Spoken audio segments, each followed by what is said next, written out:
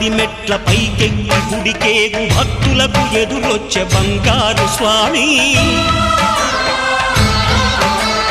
ఇరుముడులు స్పృశించి శుభమనుచు దీవించి జన బృందముల చేరే జగమేలు స్వామి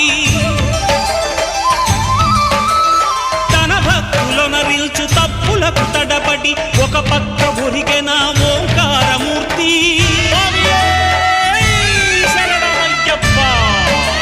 స్వాములందరూ తనకు సాయము కాగా ధీమంతుడై లేచే ఆ కన్య స్వామి పట్టబంధము వీడి భక్తతతికై పరుగు పరుగున వచ్చే భూమిపైకి నరుడై